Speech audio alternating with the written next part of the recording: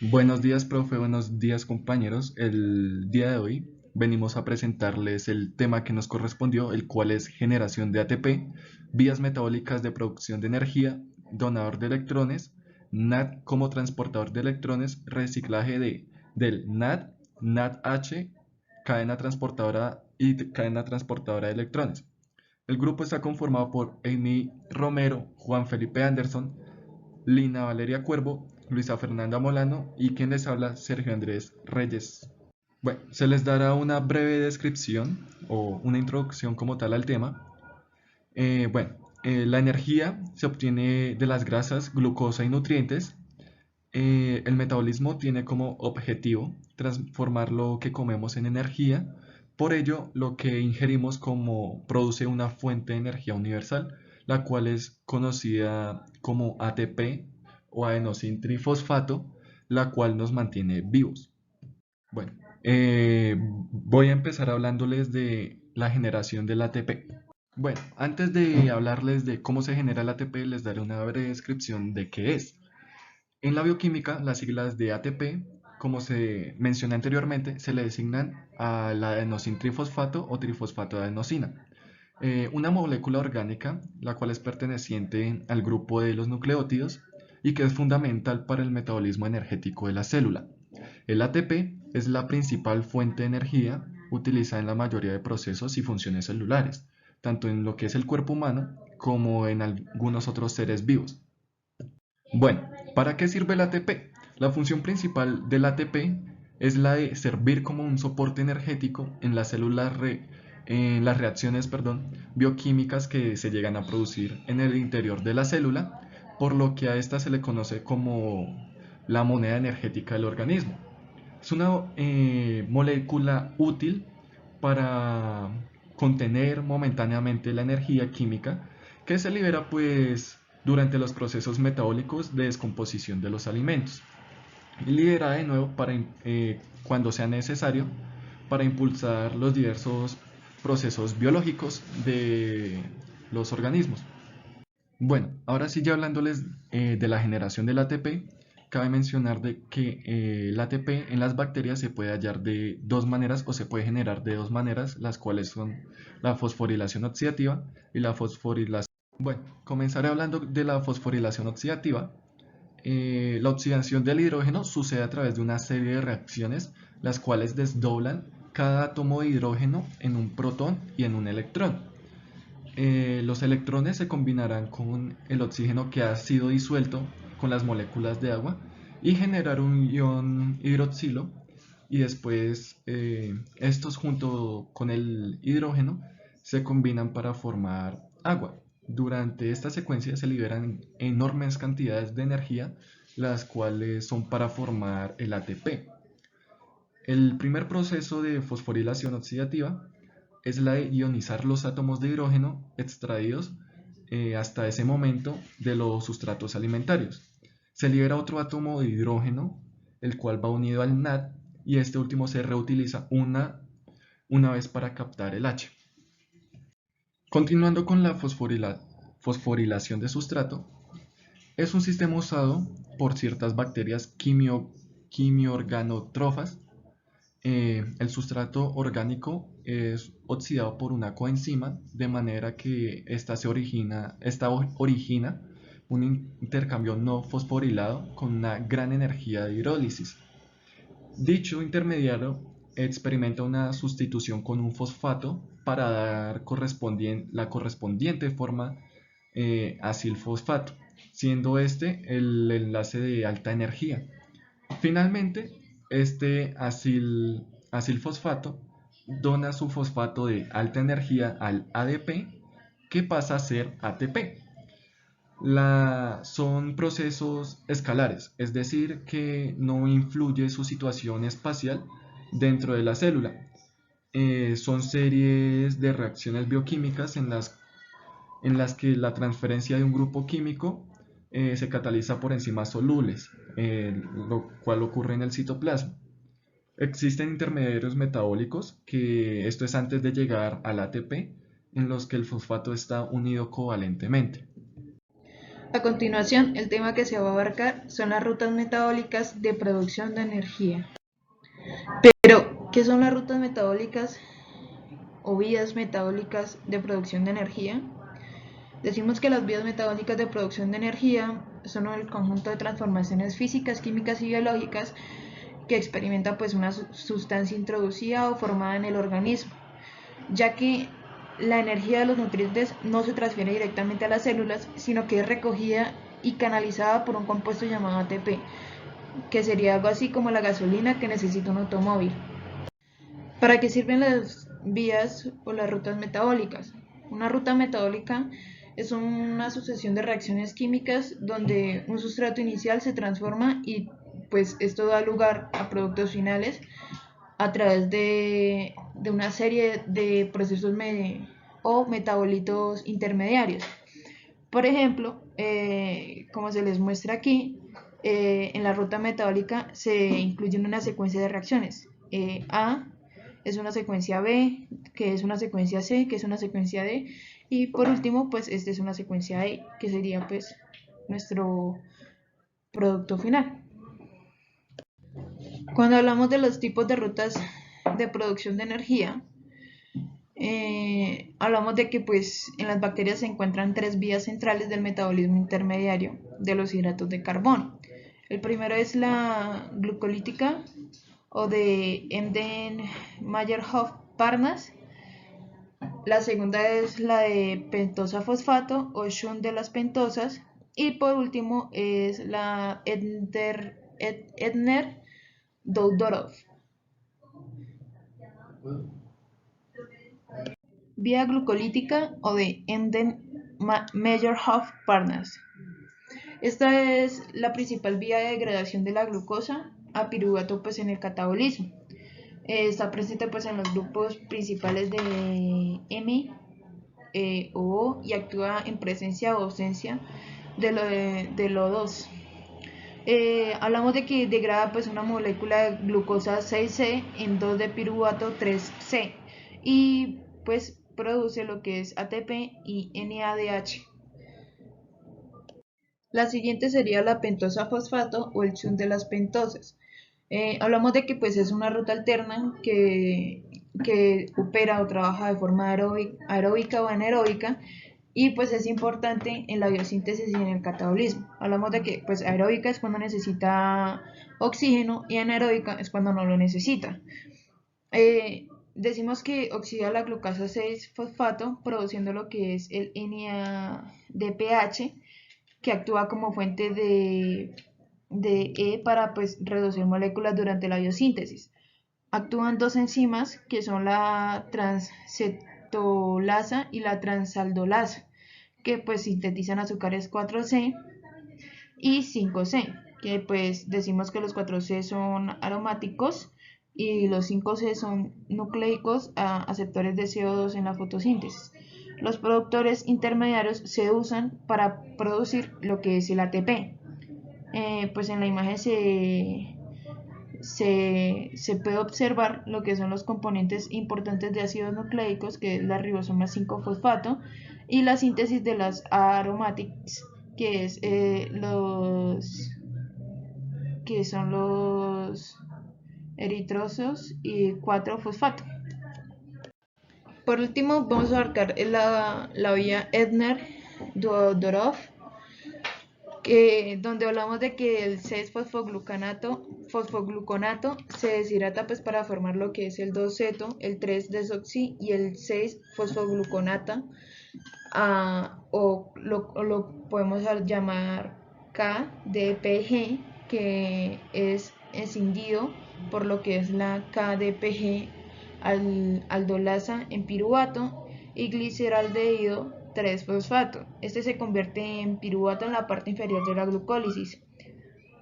Hablamos de que la mayoría de las bacterias utilizan la vía glucolítica y de las pentosas fosfato, pero pues algunas sustituyen estas dos vías por lo que es la Edner-Doudorov, presentes por lo general pues se hace presente en lo que son las pseudomonas, el Rhizobium, el Azotobacter, el Agrobacterium y en algunos gram negativos. Bueno, ya les hablaré sobre la cadena de transporte de electrones. Esta es una serie de proteínas y moléculas orgánicas que se encuentran en la membrana del interior de la mitocondria. Los electrones pasan de un miembro de la cadena de transporte al siguiente en una serie de reacciones redox. La energía liberada en estas reacciones pues se captura como un gradiente de protones, el cual se utiliza a su vez para formar ATP en un proceso llamado quimiósmosis. Bueno, a continuación les explicaré los pasos claves dentro del proceso de la cadena de transporte de electrones y primero vamos a hablar sobre la entrega de los electrones por NADH y FADH.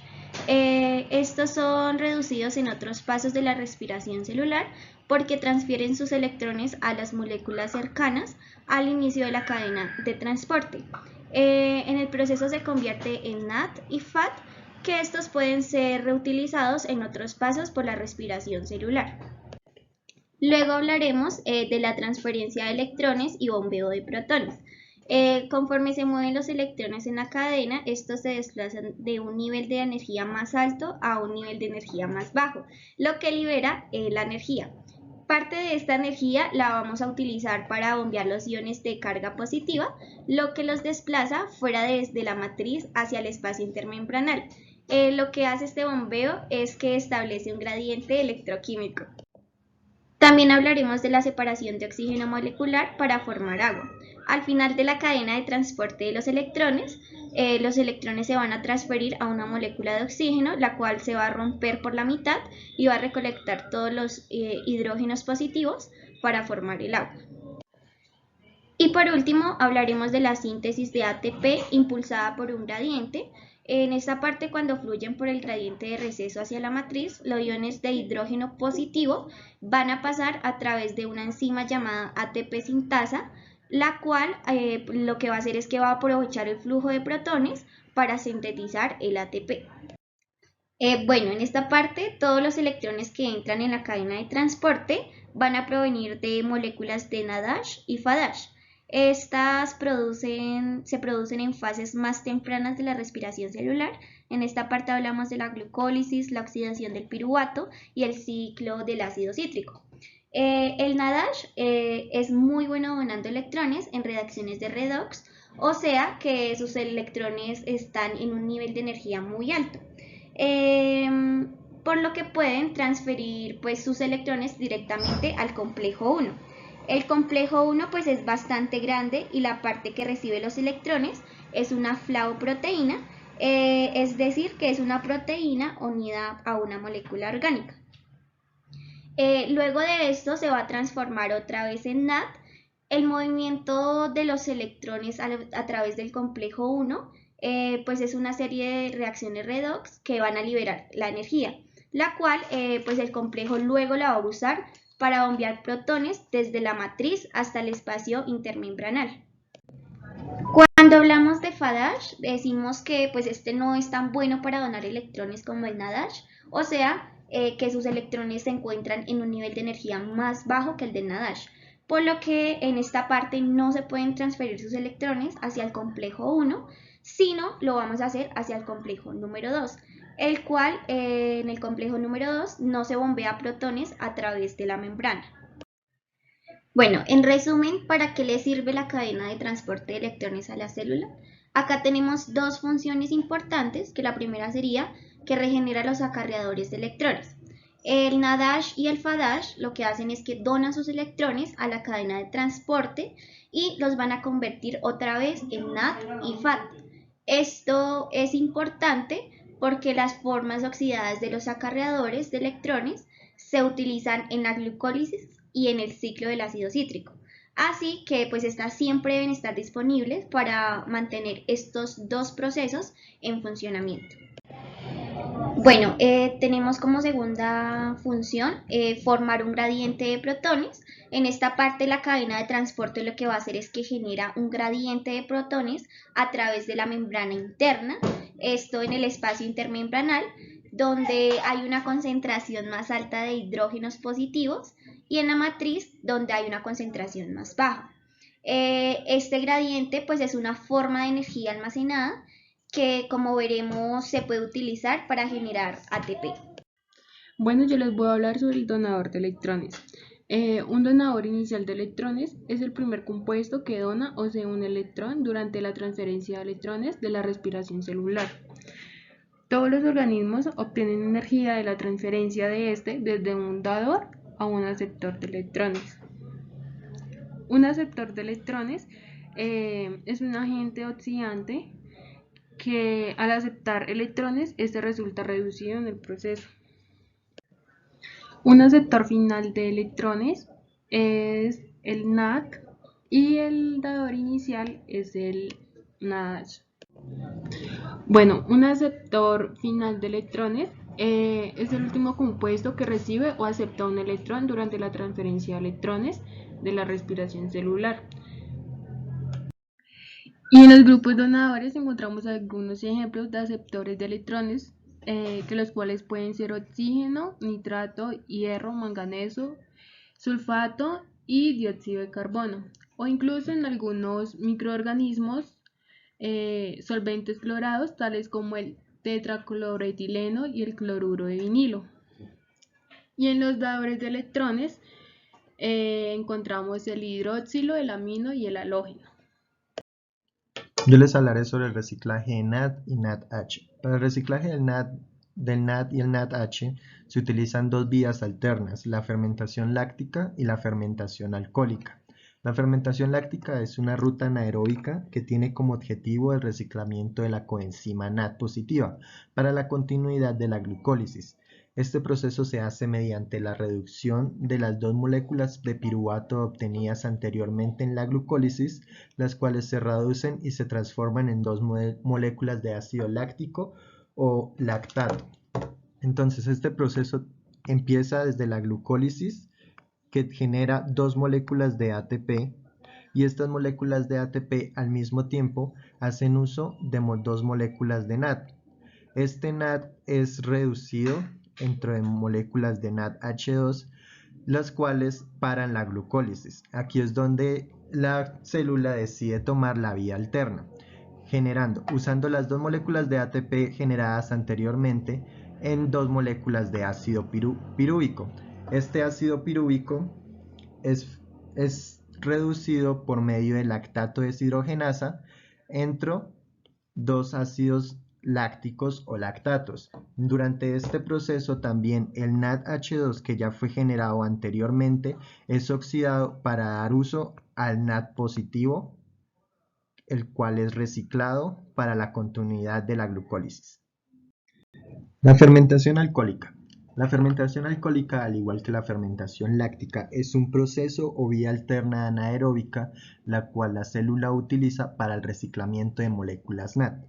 Este proceso da inicio cuando la glucólisis genera dos moléculas de ATP y hace uso de dos moléculas de la coenzima NAD, las cuales son reducidas dando generación a dos moléculas de NADH2. Una vez este NADH2 es generado, la glucólisis da pausa. En este momento es donde la célula da uso de la vía alterna al generar ácido pirúvico a partir de las dos moléculas de ATP generadas anteriormente en la glucólisis y el uso de las moléculas de NAD. Este ácido pirúvico es reducido en acetaldehído por medio de piruvato descarboxilasa. Durante este proceso también es generado dos moléculas de trióxido de carbono y tiamina trifosfato. Nuevamente el acetaldehído es reducido en etanol por medio de alcohol deshidrogenasa. Durante este proceso de reducción del acetaldehído, las moléculas de NADH2 son oxidadas, las cuales dan generación nuevamente a dos moléculas de NAD. Estas dos moléculas de NAD dan nuevamente inicio a la glucólisis y la célula vuelve a repetir el mismo proceso de glucólisis y el mismo proceso de obtención o reciclamiento de las moléculas NAD.